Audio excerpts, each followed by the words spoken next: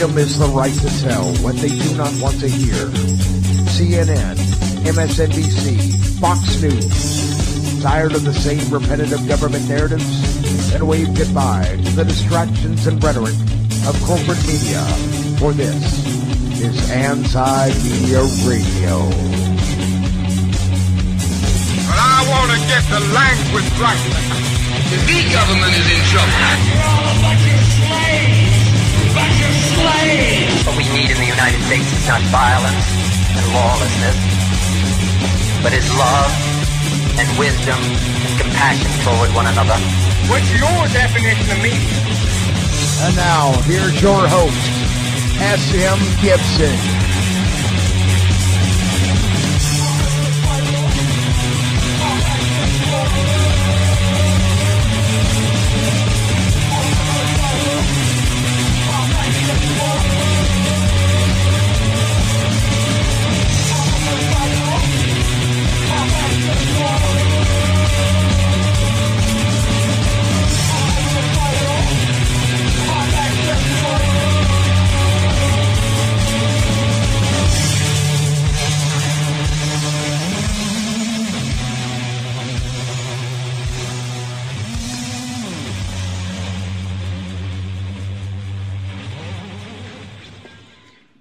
It is April the 25th, 2017. My name is S.M. Gibson, and you are listening to Anti-Media Radio.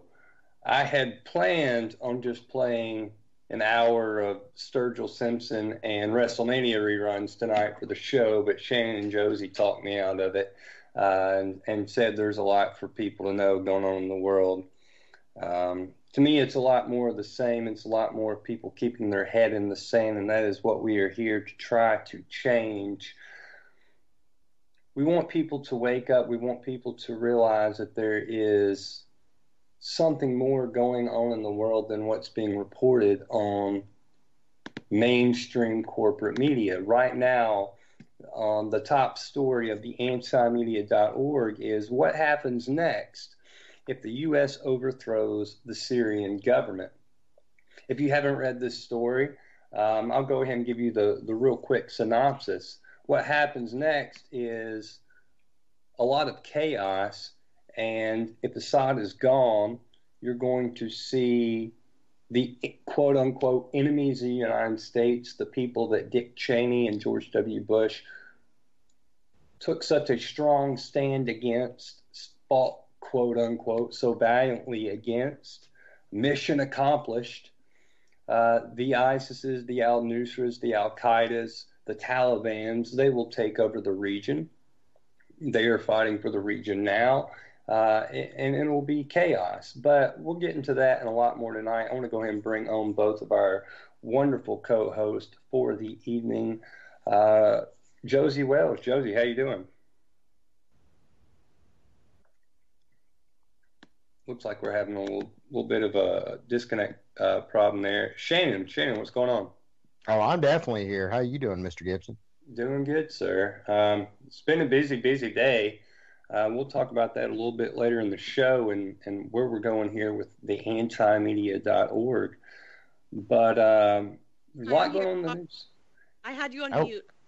There she is. I knew it was the mute button. I kind of pictured it in my mind, and I figured she had it muted and was like probably in the bathroom or something. Or yeah. No, I was yelling into the phone, and then I looked at it and I was like, "Oh, I'm muted."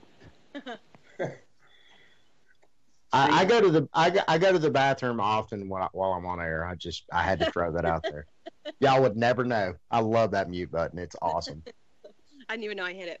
But hi guys, sorry about that. Yes, ma'am. All right, so where do we even begin tonight? I tell you what, I really want to start off talking about something that we've repeatedly talked about on the show. I went on a bit of a rant about it last week about, how we do beat the dead horse. But right now, the top story on the antimedia.org is what happens next if the United States overthrows the Syrian government. It's ISIS. It's al-Nusra. It's the Taliban. It's al-Qaeda. That's what happens next. I thought we killed I thought we killed double the amount of ISIS militants that existed. Okay, I'm so glad you brought that up, because the United States right now has come out and said, and for anybody that wants to see the exact numbers on this, we have the story right now on the very left side of the front page of the antimedia.org under Our News. Somehow, the United States has killed 70,000 ISIS fighters. Oh, yes, all militants. And guess what? This is amazing. You're not going to believe this, guys. They've only killed, this whole time, since 2014, 229 civilians? Okay. That's insane. Those are the numbers. That's to me, as an American taxpayer, that's an acceptable number, I guess, if you compare the two. So right, yeah. Right. Here's the problem, real quick. I want to throw this out there for people. The United States has admitted that only 30,000 ISIS fighters have existed ever. Yeah, I think it was 30 to 40. Like the number they throw out there was in 2013 or 2014. They estimated 30 to 40,000. So what they're saying now, they're saying 30 to 40 ISIS, like members of ISIS exclusively, and now they're saying that they killed 70,000. They're calling them militants, and militant actually conveniently just means any male of military age. Basically, they're admitting they've killed at least 30,000 civilians. They say, and we're giving the benefit of the doubt, at the most there's 40,000 ISIS fighters, right? Right. Mm-hmm. And they're saying they killed 70,000. So they're basically admitting that they've killed 70,000. I think you guys are looking at this like totally wrong. We kick ISIS's ass so hard that it counts as 2 kills. Yeah. Well, yeah, right. And I think there's no more ISIS. ISIS is gone now. We have wiped ISIS off the face of the earth. Let's raise a flag and cook some hot dogs. Yeah, I think what they're going to come out and say also, so I'll play devil's advocate and I'll be the government. So we have to assume that ISIS is constantly recruiting more members, correct? Correct. Let's say let's be generous and say they get 10,000 a year. That's still over 10,000 civilians that they're just not acknowledging. Like, so let's say that they killed 60,000 and all of them were members of ISIS. That's still 10,000 civilians that they're just not acknowledging at all. And they've reduced this number to 229, which is it's mind-boggling. But okay, and I know that it's been reported, not just reported, it's factual that just in the past month they've killed more than that. We actually have a story right now on the front page of the antimedia.org. The U.S. airstrikes kills a family of 8 fleeing Syria. And 5 of the 8 were under 15 years old. We're children. Yeah. And then we have all these stories of children. We have all these stories of women who aren't classified as ISIS fighters, because the way they determine militants is basically a male between, what is it, like 18 and 60 or something. It's something crazy. I think it's younger than 18. I think they count 16. I think. I'd have to look that up, but they don't count females. Technically, they don't count females, and they don't count children. Whatever you classify children as. And they're clearly overlooking this because there have been story after story after story, report after report after report, and they just overlook it. It's clearly in the tens of thousands. On top of the fact, we look at the refugee situation. I was listening to something earlier today, and an interesting thing was brought up, saying that,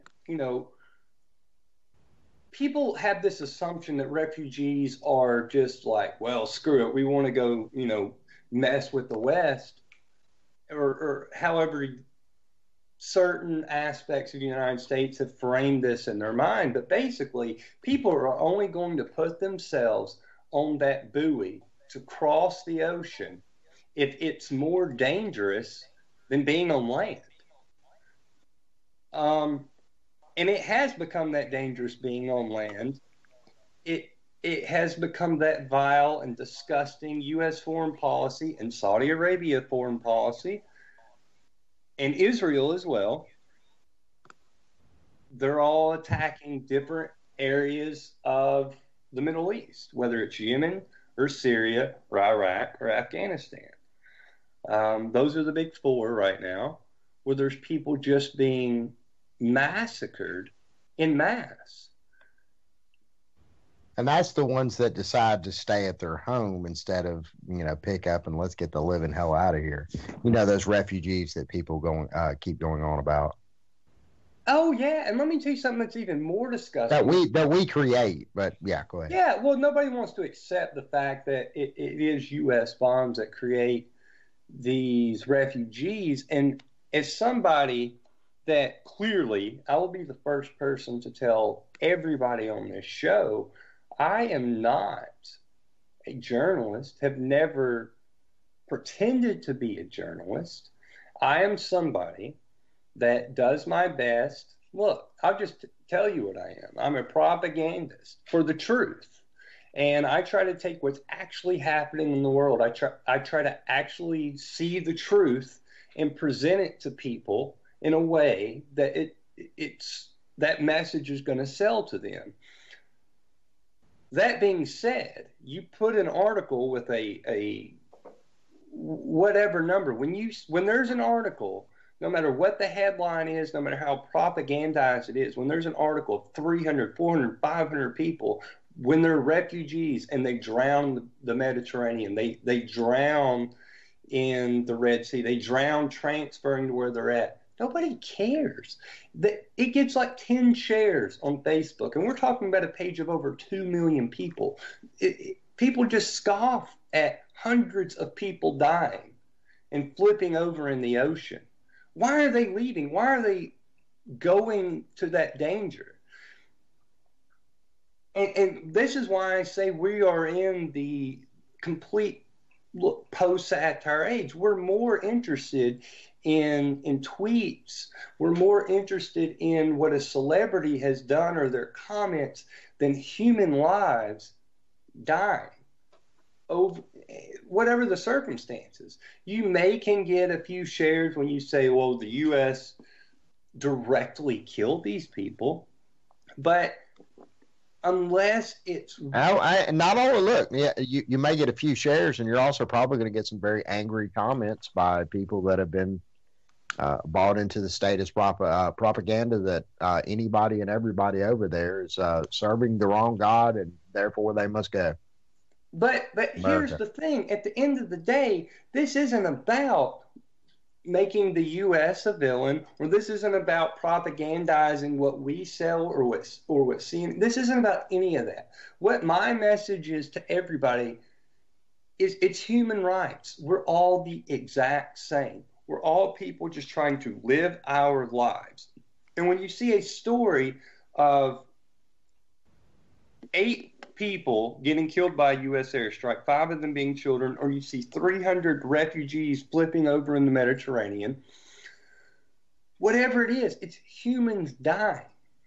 I stress this, and I know this is walking a line with people, but I'm 100% pro-life, and when it comes to abortion and everything. But guess what? That's pro-life all the way around the board, from age 120 to whatever. Pro-life. And the thing that frustrates me, especially being from the South, is the people that jump on that whole pro-life bandwagon. Like, they literally don't care after the child's born. If they're overseas, who cares? Bomb them, kill them. That drives me crazy. Like, we have to stand up for every life on this planet, period, especially if they're alive. I know that, and this is the thing with a lot of that, with with empathy, and it's important, because I know that you get really worked up about it a lot, and I do it's frustrating, but it's important to remember that, don't even know whether to say whether it's good or bad, because a lot of people are just programmed this way and can't help it. But I think it's important to know why. And it's because a lot of people, if it's not hitting home, if it's not, at their front door or affecting their lives, like directly affecting their lives, a lot of people will brush right past it. And that's not something that any of us can control. Like, that's never going to change. So, all we can do is do our best to try to make it, to tug at people's emotions. Because a lot of times if you tell it in the right way and make it look heartbreaking enough, then people will start to kind of share it. But because it is heartbreaking. It's just how it's sold to the masses. It's heartbreaking no matter how it's sold.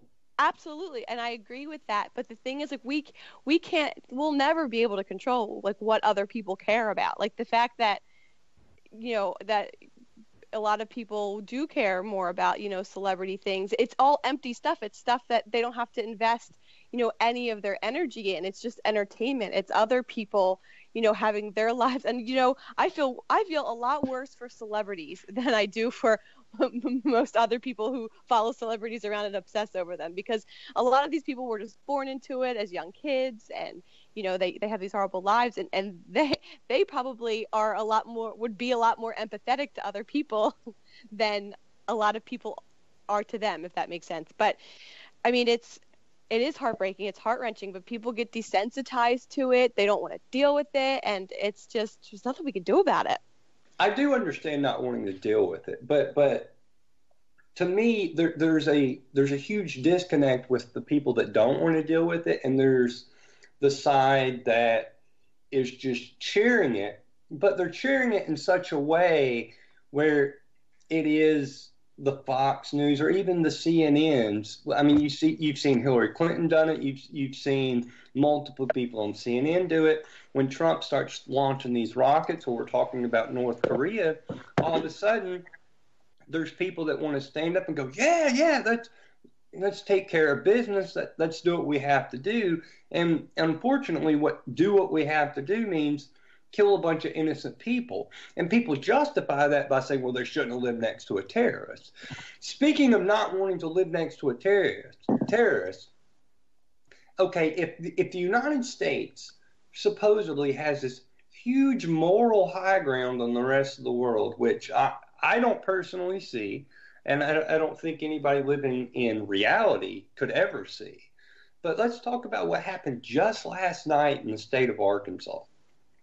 2 executions in the state of Arkansas, 2 on the same night.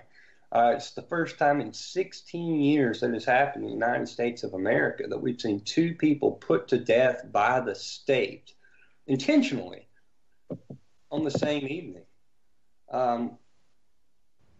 It's, not really that far of a stretch when you look at our relationship with Saudi Arabia and you see something like that. We are no better than the people we are opposing.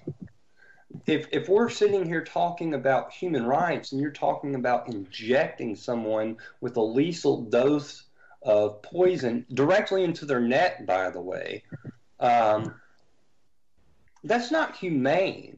The way the United States behaves is not morally superior to what anyone else is doing in the world. And if you really want to have a reality check, it's probably far less. I understand that there's countries around the planet that do really messed up stuff. If you want to be morally superior, this is not what this is about. It's just about being good to your fellow human, wherever they are. Countries are just something on a sheet of paper. They're just outlines on a sheet of paper. They're just declarations and something people subscribe to because it's been sociologically ingrained into them. I've got to interject just for a moment. So you are anti capital punishment, right? I don't think you should do that. If you put somebody, look, you kill somebody, do what you got to do. Put them in prison for the rest of their life. Don't take somebody's life. But once you start going an eye for an eye, the whole world goes blind. And I think it's important to acknowledge that the legal system itself is so messed up. And just what was it? Just 2 years. It was 2 years ago now. I can't believe it was 2 years ago that the Washington Post came out with that report that they had admitted that nearly every examiner, nearly every examiner in a forensic unit, in one unit, they gave flawed testimony, and every single time they offered evidence against criminal defense, and this was over a 2-decade period. These were people who are facing capital punishment, and all of this testimony, it was flawed testimonies, completely not dependable, and it just got swept under the rug because they didn't want to look bad. And we in some of our chat off air before the show, I'd referenced the Encyclopedia for Serial Killers, which is actually required reading if you have to take criminal courses in college. Uh-huh. I can't. I don't know why I can't think of the official term. But anyways, I took criminal justice. I have to read it, but go ahead. Thank you, criminal justice. I don't know why I couldn't say that. It's been a long day. But I've read that pretty extensively, and there's some folks in there that killed dozens and dozens of people for the sheer pleasure of it. Listen, Josie made a great point. Josie made a great point, and I'm so glad you brought this up. Is you have to remember, Shannon, how much do you trust the justice system in this country? How much do you trust the ruling of the United States government? And I think we have seen, especially you being from our absolutely. But at the same time, what I'm saying is that, and granted, there's a lot of those situations that are, a matter of public record. As far as the government or, state, local government or whatever, twisting the narrative however they have to, making up testimony. But who deserves to die? Who's innocent? Who's on death row that's innocent? Who deserves it? The United States government is not morally superior. They have proven that in their own mistakes. Go ahead, Judge. Yeah, I will say one thing here, that if someone is a danger to people, if someone, like Shannon was talking about, if someone is a complete psychopath, sociopathic murderer, I don't want to pay taxes to have them live. I don't want to pay for them to eat and just putz around in jail for 20, 30, 40 more years. I have absolutely no problem if someone is a danger to someone and is there are tons of different examples, but if it's very cut and dry and this person admits it and they're just really, fucked in the head, I say hit them with a brick over the head and just throw them in the river. I have no problem. Yeah, and I understand where Mr. Gibson's coming with this, as far as, how can the United States, being with as bloody and dirty as his hands are, actually a moral authority as to whether somebody lives or dies. But I don't know. You can't really throw the baby out with the bathwater. And you know what? And here's the thing. And here's the thing too. And this is getting into a whole other conversation. And what you said, Josie, you make a great point by saying, I don't want to, feed, clothe, and house this person for the next 40, 50 years of their life when they're clearly a murderer. But guess what? If you cleaned out the prisons from the people that are nonviolent offenders, and you clean out the prisons of the people that shouldn't be there, there would be enough room for those people.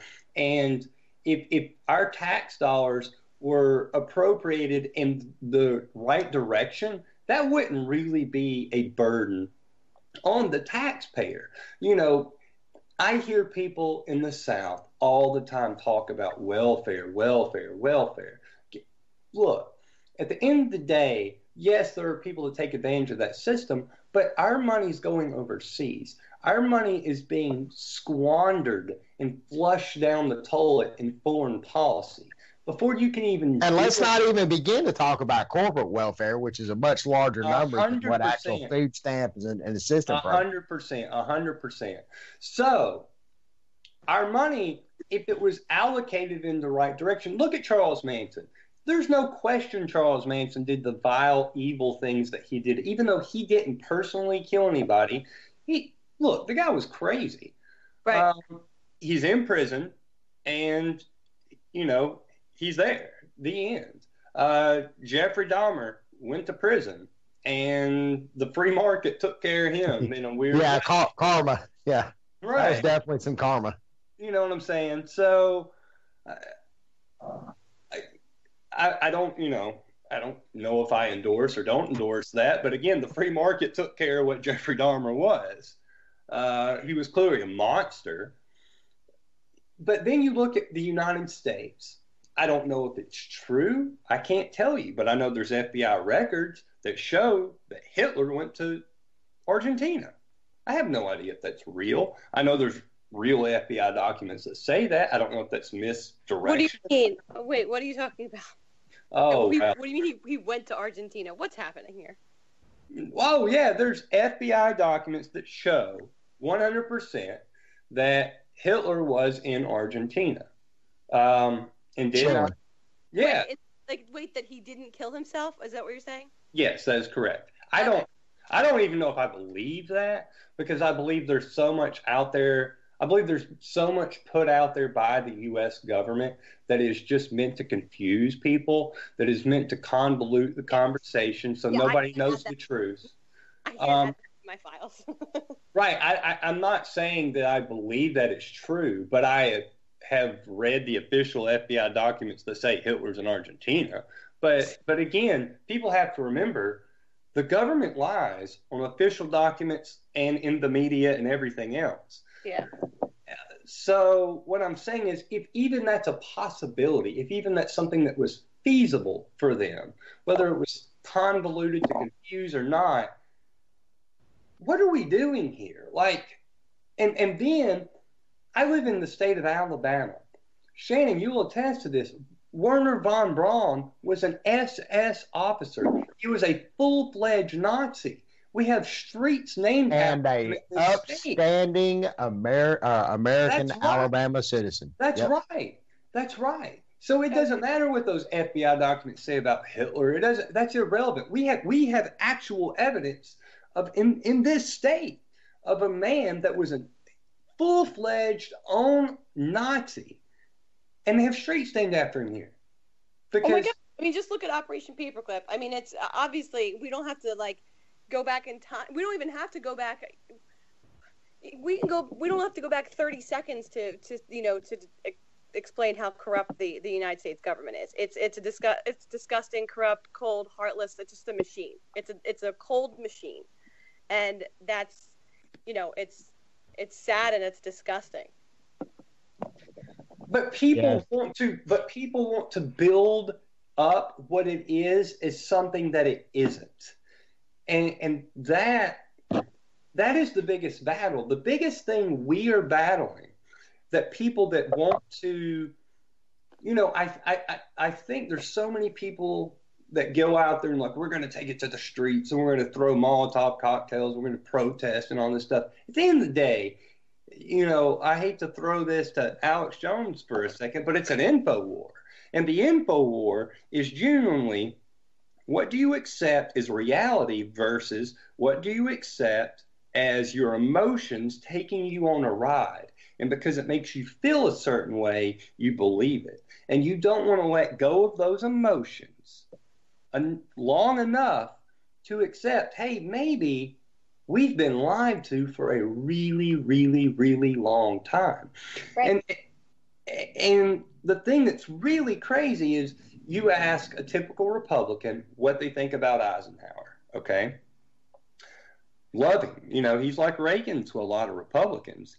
Eisenhower went out of office. I spoke to his granddaughter about this in Philadelphia when I first met you, Josie. The military-industrial complex was coming down on the heads of the United States. Eisenhower warned against that.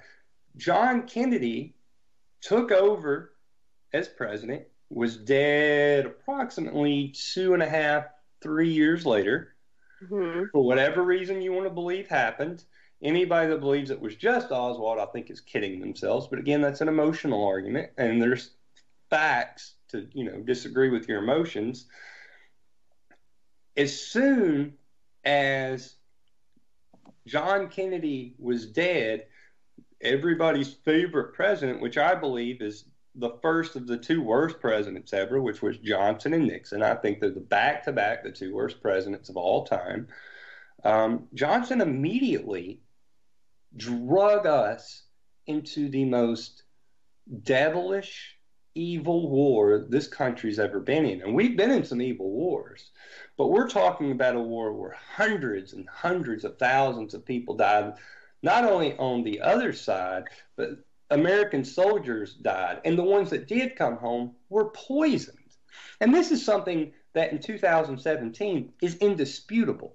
This isn't Iraq and it's this, because anything you say about Iraq. Oh, no, wait a minute. Whoa, let's back up about Iraq, because if you'll remember, after the original Iraq invasion, that would be Bush Sr., Daddy, all of the soldiers came back with this quote-unquote Gulf War syndrome. And then it slowly came out years later that all of the ammunition that they were using had depleted uranium in it. Dirty ammunition is what they call it. You're correct.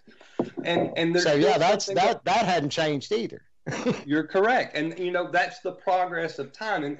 And you kind of hit fast forward on it, but you're right, Shannon, we did it then we did it 25 years later, 30 years later.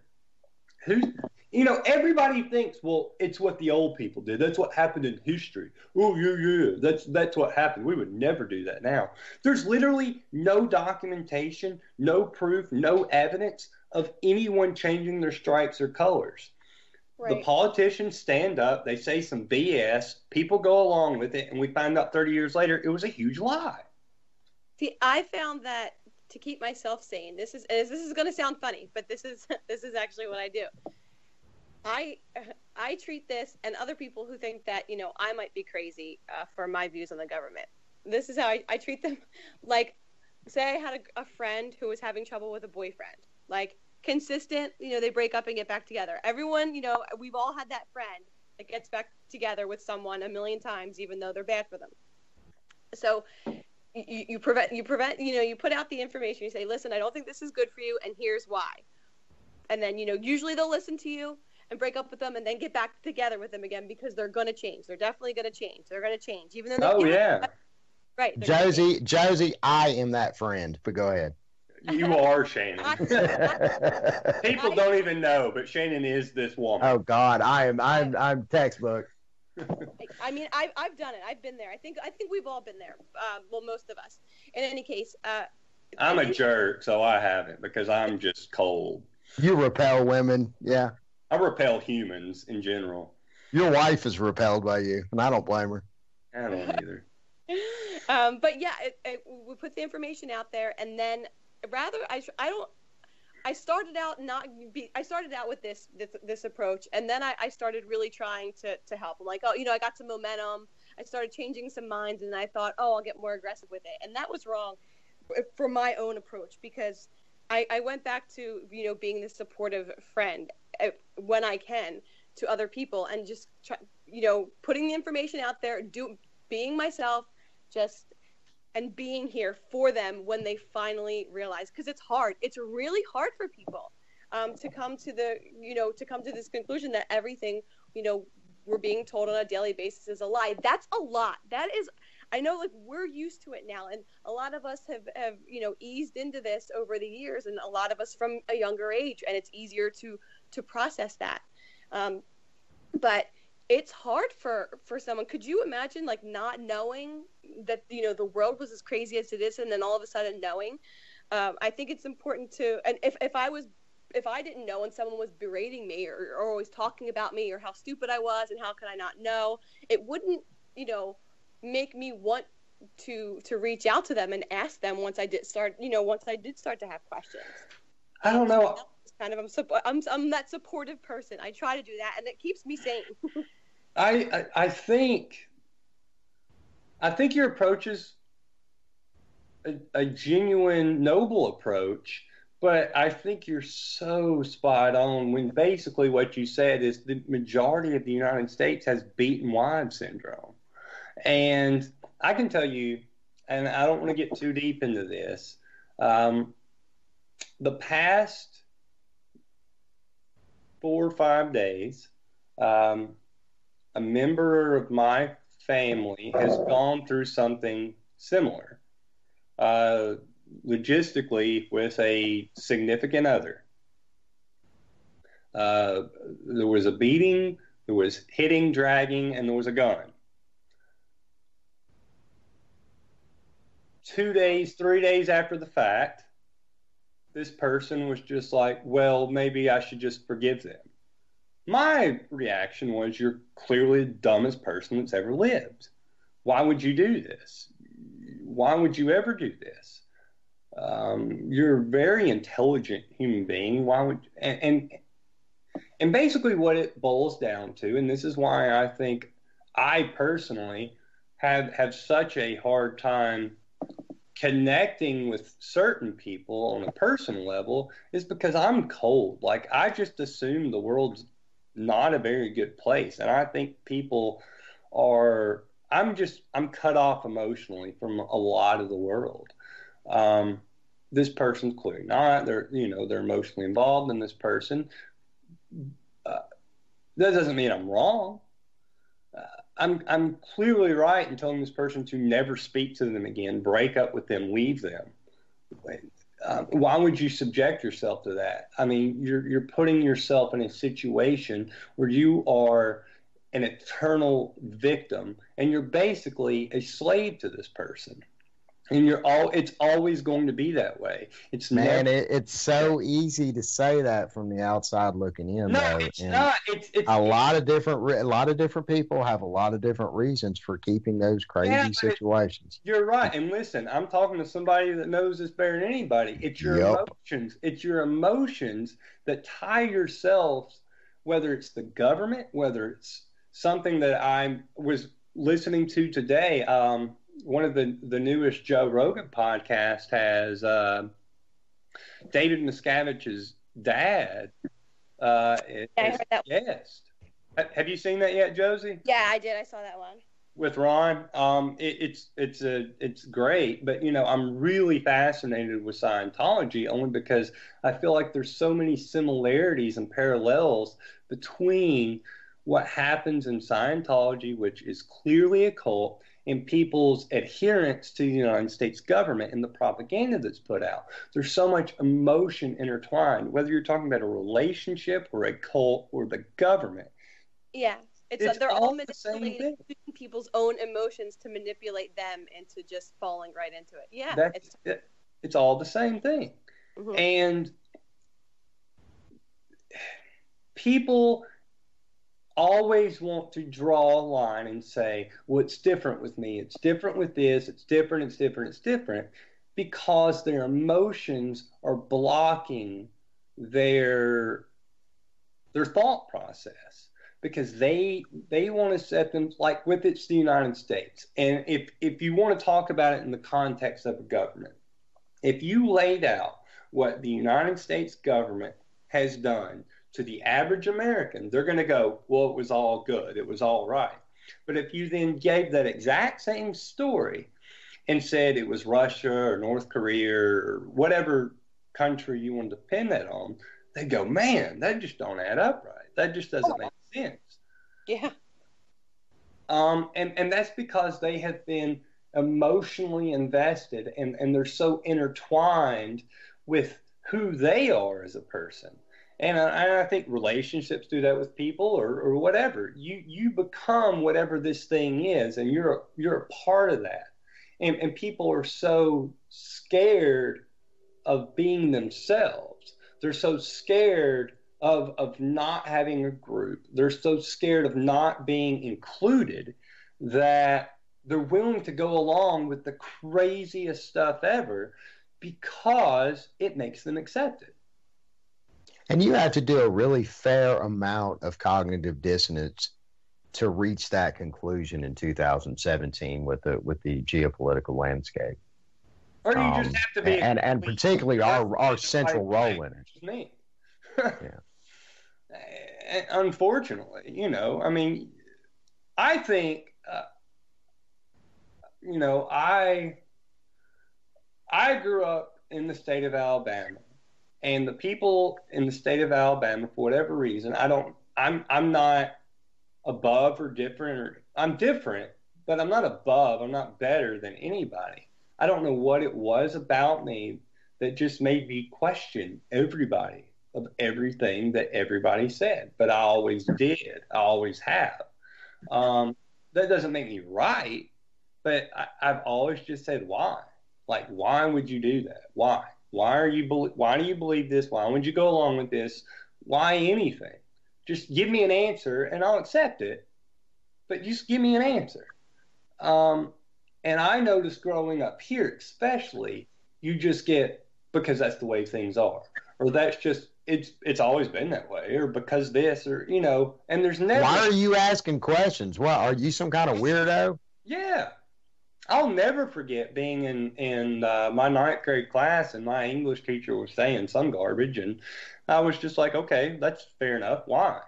And she said something which was not an acceptable answer, and I said, well, why again? And we went through this until it was the classmates going, shut up, Scott, shut up, shut up. And I still had not received my answer, but everybody there was on her side. And I still hadn't gotten it. Like, that's the thing. Like, people just. Yeah, because you were messing up the program. This has already been. We've already had a set schedule. We already had a set lesson that we were going to learn today. And you're just disrupting the whole plan. Why are you disrupting this plan? This is a good plan. This is one of the best plans that we've ever come up with. I mean, there's no reason that this plan can't fail. Just accept it and move on. And one thing Ron Miscavige said in that interview with Joe Rogan, and again, Ron Miscavige is the father of the head of one of the biggest cults in the world, which is Scientology. And even he said, at first, Scientology, you know, there's different aspects of it that's very good for people in a self-help kind of way with communication and certain things.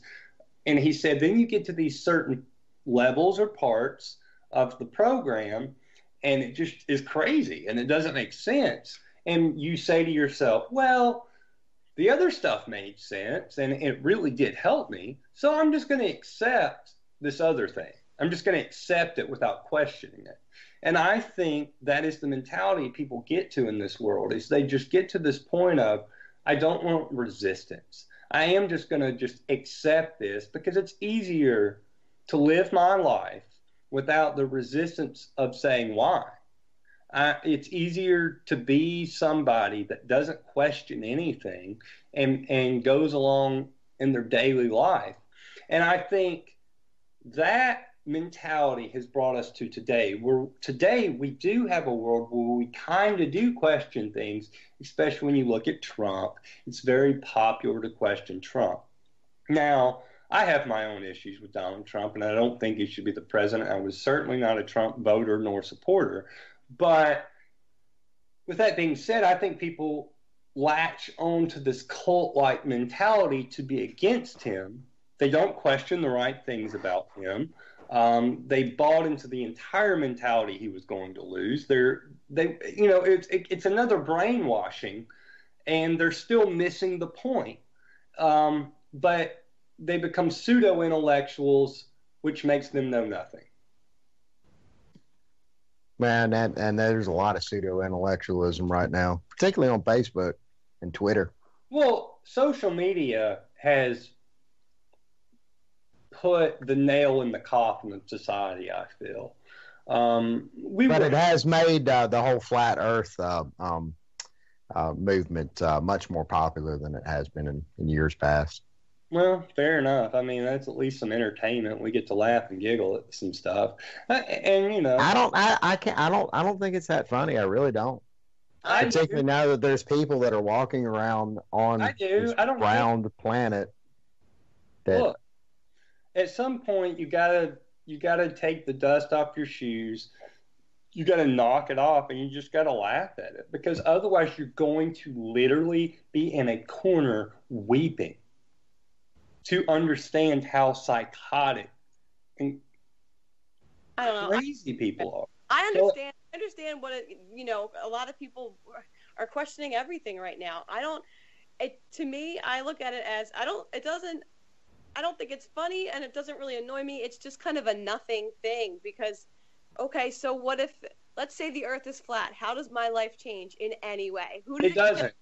Yeah, that's what I mean. It's one of those things that there are other battles. Like, okay, so you know what? Oh, government, you got me with the flat Earth thing. You punked my ass. You know what? Okay, cool. Now let's move on and focus on the things that are threatening people's lives. Like, I don't. That to me is such a non-issue that when people, and I have noticed that people get incredibly bent out of shape with it. Both sides, people who hate flat earthers and the flat earthers themselves. I'm like, both of you have picked something, but here's the thing. That's something that you can debate, that it doesn't matter. It's fun because, you know, it's and that's why you can laugh about it, because it doesn't matter. But it's low-hanging fruit for people who have decided to take it seriously, because even if they're wrong about it, no one dies in the end. So that's like this easy little thing that they can just debate and get mad at and, you know, release some steam over. But that's all anybody argues about. At the end of the day, all anybody really argues about are these inconsequential, bogus kind of things. Right. These fringe beliefs. And whether it's human nature that drives them into that direction, whether it's some grand, whatever it is, it's still something humans attach themselves to and just, well, I'm clearly better than you because I don't believe that thing, whichever side you're on. And they cut themselves off from any sort of communication about things that matter because they have drawn this line in the sand about this BS topic. That's the way the world is. We want to go to our own clans. We want to be part of our own groups. We want to do all of that. You see it every day. Society is definitely becoming a lot more tribal, and the technology has made it so that it's now a global thing. You know, just look at how crazy everyone went all of a sudden over, you know, France's elections. That's never happened. No one has ever cared about France's elections. Huge groups of people in society have never. And I'm fascinated with it. You're right. And I've never cared about France's elections, right, but I'm so in it right now. Right, but then technology has made it that way. So now that, you know, humans who are tribal by nature to begin with, now have, like, in this crazy, you know, period in history, and it's made it easier to make these, you know, global tribes of people, and that's like it's fascinating to see where that'll go, because in my opinion, like, it's getting bigger, and it's very important. It's vital to humanity, where the way the left and the right have aligned literally globally. There's a left tribe and there's a right tribe, and they're both very angry and they hate each other, and they're trying to shame everyone in the middle into getting, you know, picking sides because they want the numbers. You know, both sides want to win. Well, in my mind, I'm like, okay, well, humans are going to be merged with computers in a couple years. So that's kind of what's important to me, because once that happens, you know, these computers will literally be able to alter morality in people's brains. So a lot of these social issues are going to be completely different. The dynamic is going to change completely in a couple years. So right now, in my mind, I'm like, okay, you guys are digging a hole for something that's only going to be filled in with cement in a couple years now anyway. I was so on board with what you were saying until you said that computers are going to change humans' morality. No. Well, I do think you're let me finish. correct. Let me clarify that. It's literally that's what computers will be handling a lot of these social justice issues. That's the goal of people who are developing this technology. Okay, while I don't disagree with you, I think you have to take a step back and go, what is the actual movement that changes people's morality? And I think that is emotion. Because if you were somebody that uses the emotion of fear, and you live in Pennsylvania or you live in Alabama, and you are just convinced that the radical Islam terrorists are coming to get you, you allow your emotions tonight on Fox News. That's go ahead. I'm sorry. You allow your emotions to change what you believe is right and wrong. I think to the average human being, if you said, is it wrong to kill somebody, they would go, of course it's wrong. I think you would get that answer 99% of the time. But then you add in this factor of fear. And once you play that piece and you say, well, but, and then you throw in all this fear and you make them feel a certain way, they'll excuse anything. And I think that it's age old. What you're saying has nothing to do with what I was talking about, though. Because what I'm saying is, like, these are what the left and the right are fighting over right now are hot button issues, which we just talked about a couple minutes ago, right? They're hot button issues. Yeah. Okay. So basically, going forward, I'm saying that going forward, there's going to be technology that is literally going to have more power than we can understand right now. It already does have more power than we can understand. I think it already does. You're right. Yeah, it already does. So once this starts to fuse, like Elon Musk and Google and all of the major corporations are already developing this, and it's going to be like it's going to basically, we won't have to, people who are born after this, like 10, 20 years from now, aren't going to be able to pick what their hot button issue is. Like, this stuff is just going to be programmed into people.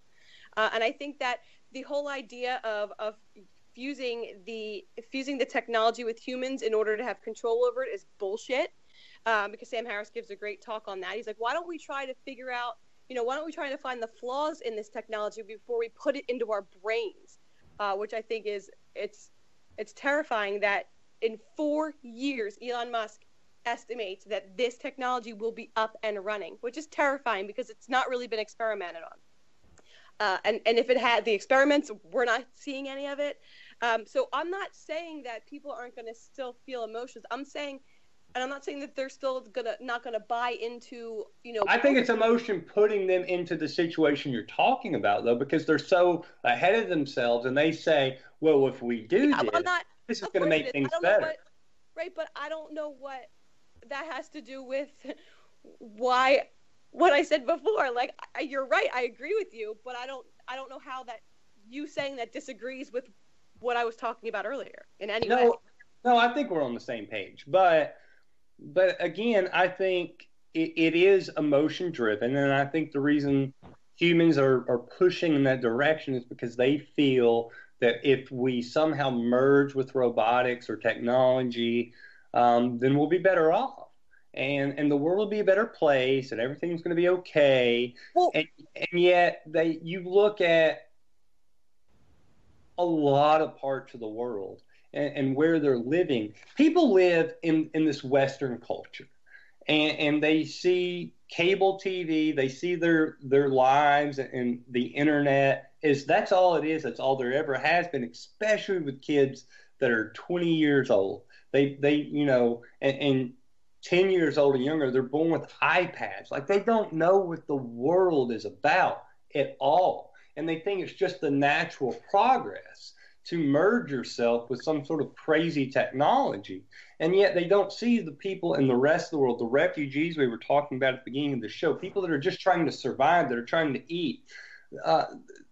That's exactly what I'm saying. I'm saying that this technology it's important to focus on this and not eating each other alive, because what you just said, like, they're going to think it's a natural progress, to merge with computers, and that's exactly how it's being put out. I was reading an article right before we got on about the merging of AI, and there's a graph that shows the evolution of humans, and it's being dead serious when it says this is just the next step in humans' evolution. It's already being put out there like that. It's too late. We've not been paying attention to technology for long enough that that's now how it's being sold in Silicon Valley and in the tech sector. Hey guys, I got to read this one little quick thing. This is something I stumbled upon just digging around on the internet over the weekend. Just listen to this for a moment. All this, of course, will be mere electronic wallpaper, the background to the main program in which each of us will be both star and supporting player.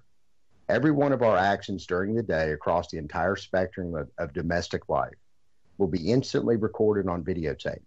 In the evening, we will sit back to scan the rushes selected by a computer trained to pick out only our best profiles, our wittiest dialogue, our most affecting expressions filmed through the kindest filters, and then stitch these together into a heightened reenactment of the day. Regardless of our place in the family pecking order, each of us within the privacy of our own rooms will be the star in a continually unfolding domestic saga, with parents, husbands, wives, and children demoted to an appropriate supporting role. This was written in 1977. It was actually a Vogue interview with the novel, the author, J.G. Ballard, the guy that, it's fascinating.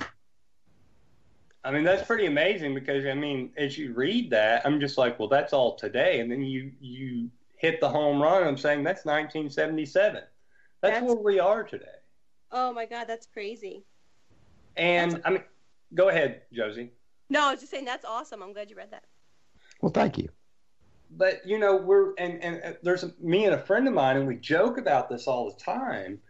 And we do it in our kind of condescending, you know, indie rock looking down on people kind of way, which I don't mean it as, but there's people in this world that they have these Instagram lives and they have perfect pictures and a perfect situation and the perfect words and everything's construed and it's a portrait that's built to portray a certain thing. And that's not who you are as a person. It's a construct. And you see so many people that it's just these fake facades that you're just like, this is what I want you to think I am. It's augmented reality, yeah. Yeah, and the craziest part of that is when you build this sort of Instagram life, is you're putting a bigger distance between you and the rest of the world. Wow. And between you and your true self. Like no question. And I think people do it because they want to be accepted. They want to be embraced because it is a human emotion to be embraced by others. You want to be accepted by others. And you know, that's why it happens. But once you do it, you're distancing yourself from anything that's real. And then it's everybody living this fake life until it's everybody that's fake living around each other, and you forget who you really are, and you're just living these facades. And it's all online, and people get their real identities based on some sort of algorithm and based on some sort of filter that's on their photo and these typed words. That's not who you are. That's not who I am. It's totally fake. And again, it's this post-satire world. Donald Trump's the president. I think WWE is the most relevant thing in society today because it is fake theater out there for the people to see it being played out. And you see how the emotions happen in real time. The reason why I think something as dumb as WWE is so relevant, not only is the President of the United States a WWE Hall of Famer, but everybody else plays out things online. It's real theater. You get a real reaction immediately. It's the Coliseum. But we don't have that in today's society. Everything's so constructed and built, and we're going to produce this show. And if you have a reality show today, you have a reality show that's scripted. You have basically people that are memorizing lines. You have scenes that are cut and pasted together to make it look a certain way, no matter what it is. When you have in something as dumb as wrestling, you have a live theater, and you get real emotion for whatever it's worth. But for that, we're going to be back Thursday with a very special episode. We're going to have a very special guest. Trust me, you're going to want to turn in Thursday. It's going to be the best show of the year. For Josie, for Shannon, I am SM Gibson. Anti-Media Radio, out. I'ma let them know through the stereo. Yo, here we go through the stereo.